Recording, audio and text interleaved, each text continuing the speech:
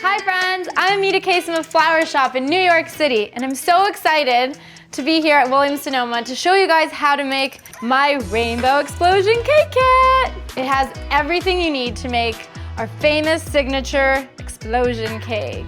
So all you need is eggs, butter, cream cheese, milk, and so much love. And I always like to start with room temperature butter. So we're just going to whip it up. And you want to whip it until it's light and fluffy, just about 2 minutes. So then you want to start adding the eggs, 1 egg at a time. Bloop. Okay, looks about ready. Then you're gonna grab cake mix, 1/3 of it. A little bit of dry, a little bit of wet, and then back and forth, always ending with dry. Once you have your batter, we're gonna mix it up into 6 different bowls, 1 for each color.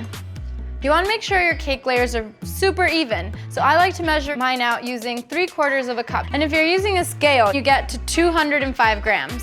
I like to use the neon brights, so we're getting the brightest colors we possibly can. Now, let's bake.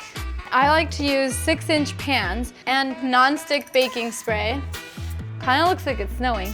And we'll start. Make sure you get as much as you can out of it.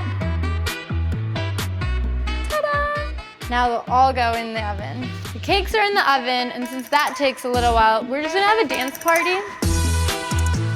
Or you can start making your frosting. Room temperature butter, and just whip it up a little bit. Once you have no lumps in your butter, you wanna add the cream cheese.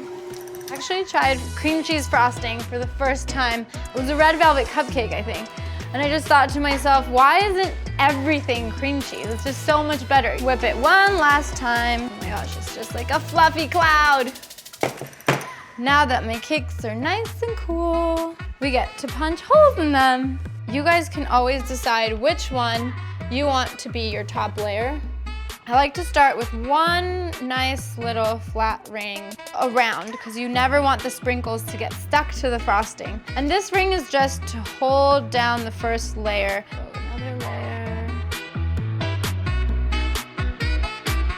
Do not put your last layer on because now comes the fun part, the sprinkle party.